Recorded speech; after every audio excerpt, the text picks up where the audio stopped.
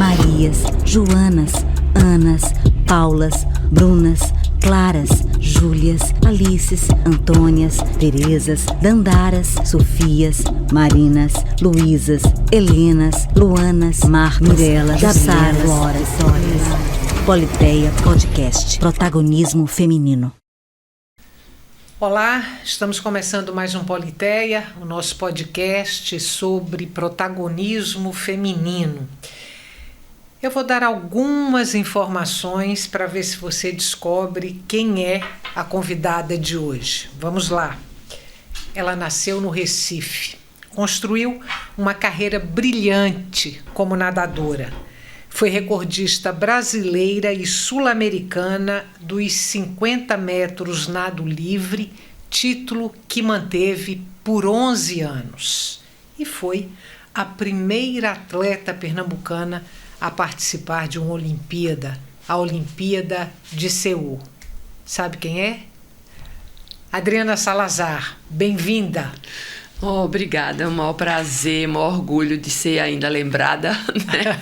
E de poder participar desse podcast com você. O orgulho é todo nosso, a gratidão é toda nossa. Obrigada. Olha só, o resumo da ópera é o seguinte: você se tornou uma das principais nadadoras brasileiras de todos os tempos. Seu nome é referência, está no pódio.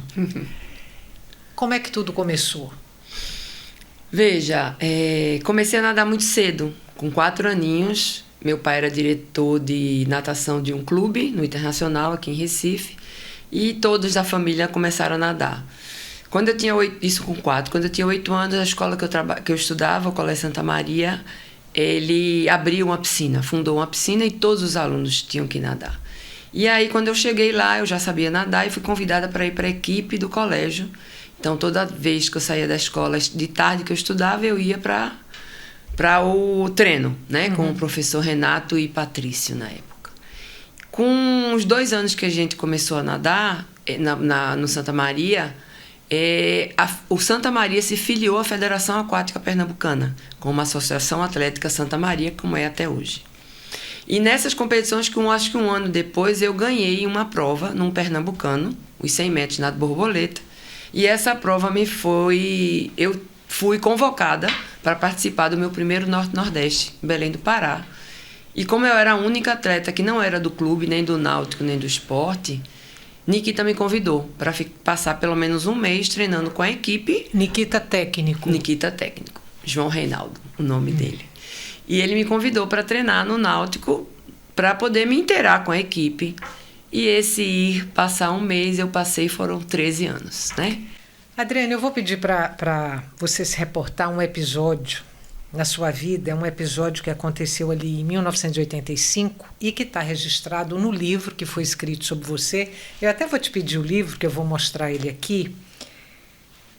Ui, 1 minuto. Me passe aqui que eu mostro o livro e aqui.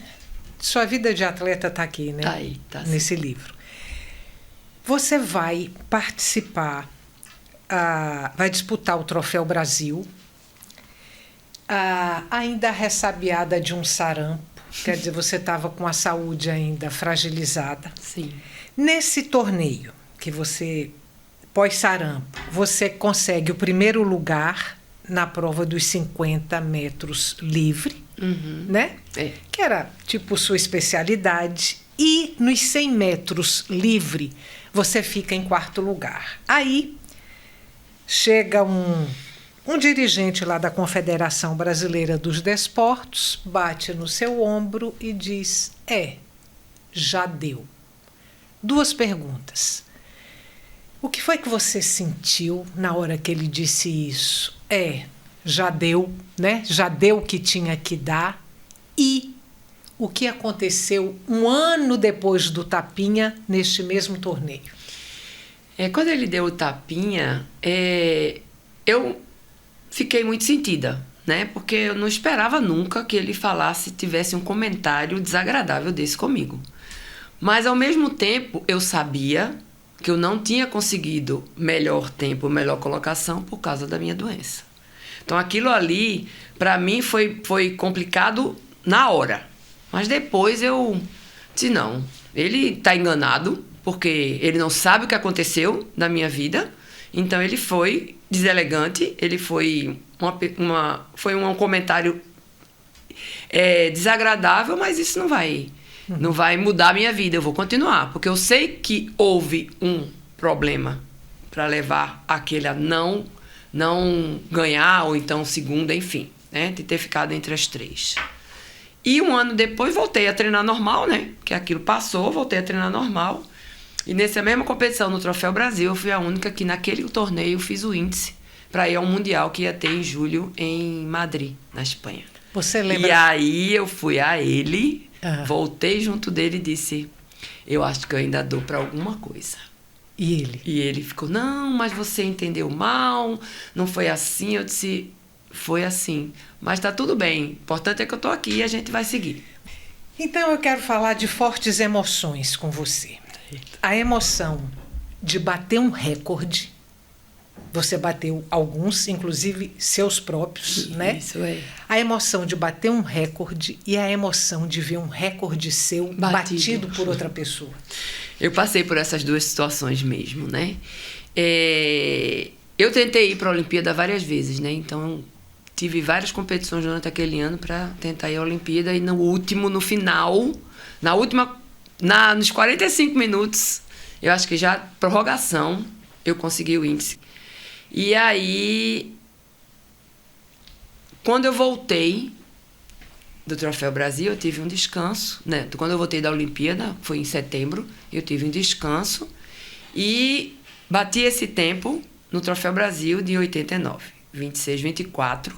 Como eu bati o tempo dos 100 livres, que eu também bati o recorde brasileiro sul-americano dos 100 livres de 57,67 nessa mesma competição, só que esse foi batido logo. O dos 50 foi que ficou. Então, assim, na época saiu estampado no jornal, Adriana bate recorde com 4 meses de atraso. Porque se eu tivesse feito esse tempo na Olimpíada, eu tinha ficado no final B. Eu tinha pego a final B. Não peguei, fiquei em 17º, primeira reserva da final B. Então, saiu estampado. Então, assim, para mim foi maravilhoso, porque eu acho que eu fiquei mais tranquila com relação à Olimpíada mesmo, né? Porque a Olimpíada é um peso, né? Que você tem.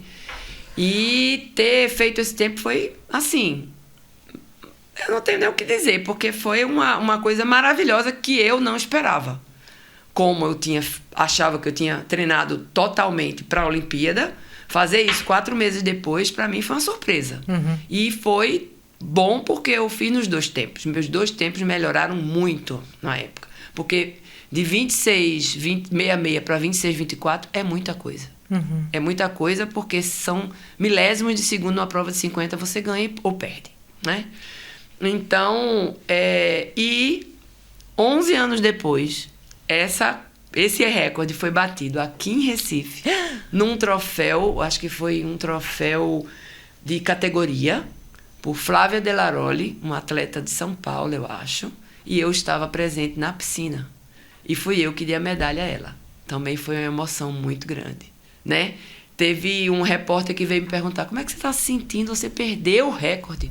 Eu disse, que bom que eu perdi o recorde. Foram 11 anos. A gente tem que ter evolução, a natação tem que ter evolução, principalmente das mulheres, né? Então, eu fiquei muito feliz por estar presente no momento da quebra do meu recorde, 11 anos depois. É engraçado esse recorde ter sido quebrado no Recife e você tá lá para entregar a medalha. Eu acho que são coisas, como uma amiga minha diz, são caramelos do Senhor, que faz com que a gente passe por prazeres que você não espera, né? Porque eu não esperava. Eu ia a algumas competições e não fui todos os dias.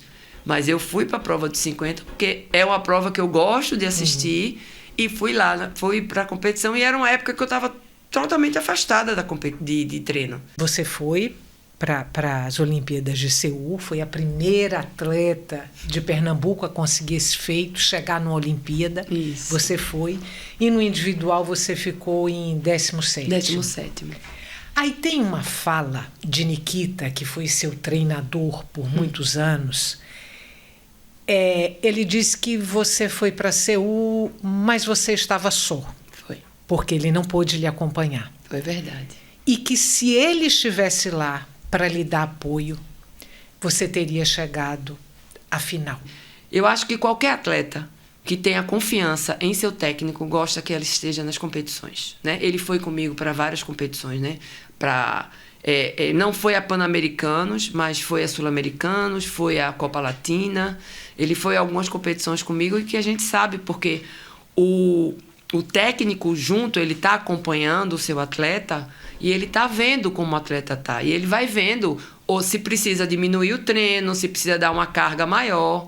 E como eu fui para a Olimpíada 10 dias antes por causa do fuso horário, ele poderia ter, no processo, uma das coisas que poderia ter acontecido era ele ter me percebido se alguma coisa precisava ser mudado naquela lista que ele me deu de treinamento todos os dias. Uhum. Infelizmente, são 2 técnicos que vão com a seleção inteira, e não estou falando do técnico, mas os técnicos, eles têm os atletas deles lá, não que eles nos abandonem, mas não é a mesma coisa do seu técnico estar com você, lhe olhando, lhe observando, né?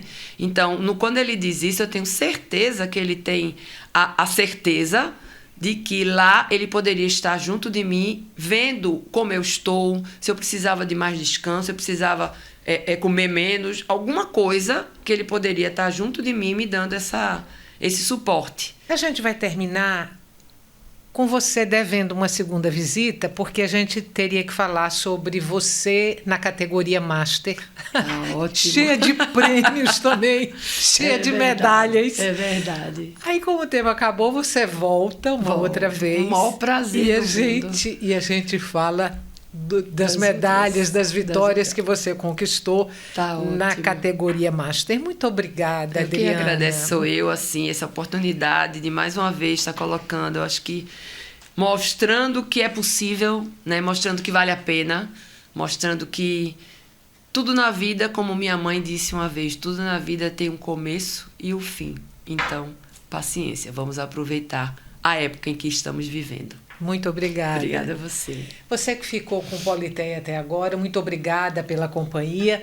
Antes da gente se despedir, não deixe de se inscrever nos nossos canais no YouTube, @Politeia Podcast, P de Politeia maiúsculo, P de podcast maiúsculo. No Spotify, Politeia Podcast, tudo em letras minúsculas. Até o nosso próximo encontro. Que nada nos defina, que nada nos sujeite, que a liberdade seja nossa própria substância, já que viver é ser livre. Simone de Beauvoir. Equipe técnica deste episódio: apresentação e pesquisa, Estela Mari Saldanha. Idealização, direção e edição, Fernando Lobo. Coordenação de produção, Marcelo Rios. Assessoria de imprensa, assistente de pesquisa e produção executiva, Patrícia Braga. Câmeras, João Paulo Mageiro e Vitor Santana. Designer gráfico, Alice Lobo. Designer de animação, Ailton Nativo. Make-up, Tasha. Administrativo, Cláudia Pedroso, Alice dos Santos e Eliane Ribeiro. Voz da abertura e créditos finais, Cira Ramos. O Politeia Podcast é gravado nos estúdios da Videotape, Recife, Pernambuco.